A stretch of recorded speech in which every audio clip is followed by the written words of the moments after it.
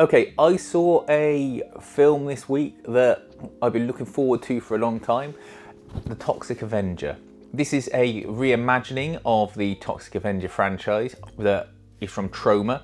If you don't know who Troma are a low-budget, long-standing film production company that pride themselves on making not unpalatable things, but let's just say things that don't necessarily fit the normal Hollywood box. They do not mind making offensive material and things like that. But it's always with a good nature to it. It's never sort of mean or malicious in any way. This stars Peter Dinklage, directed by Macon Blair, who you may know from films like Blue Ruin. And it's really good. I gotta say, it's got excellent production quality. I don't know what the budget was, but whatever it was, they've made the most of their money totally. Areas that look like sets, but that adds to the aesthetic of the film. It's full of great actors. It's one of those ones where you suddenly realise it must have been shot in England or Europe, because ultimately there are loads and loads of British character actors filling all the supporting roles, and you go, I know that person, that's Alan Carr's dad off Alan Carr's TV show, eh? But they're all doing good work with what they do.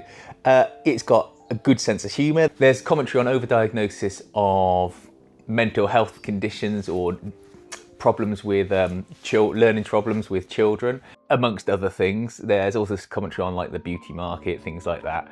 And it's just a good watch. It was a thoroughly fun, good watch. There's plenty of gore. There's a lot of practical effects in it, which are great. There are some CGI effects which are not so great, but they're making the most of what they can with their money, and they're not too common in it. Kevin Bacon is great as the bad guy. The end third borrows heavily from Wes Craven's Swamp Thing movie. If you've seen that, you'll know what I mean, but I won't spoil it for anyone if they don't know what I mean. You've got some good monster effects in there. You've got Elijah Wood.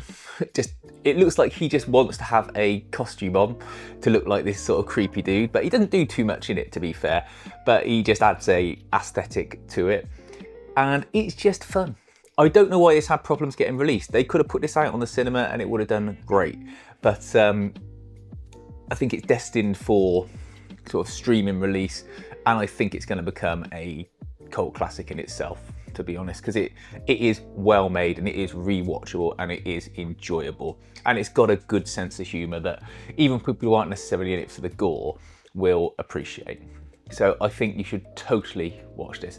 I'm not going to say too much more about it, to be honest, because it's one of these ones where you want to enjoy it for yourself and you want to sort of get the experience. If I say, oh, this bit and that bit and this bit and that bit, then you'll miss out on the fun and you'll have it spoiled for you. And I think there's too much of that on the internet already. So all I'll say is, if you see the Toxic Avenger come up, if you're a fan of horror films or comedy stuff that's, you know, got a little bit of gore or something in it, you can stand that, then please give this a watch. You will enjoy it. Let me know what you think. Have you seen it? I'm surprised it just hasn't been snapped up by someone sooner and put on their streaming service, but there we go, that's Hollywood for you.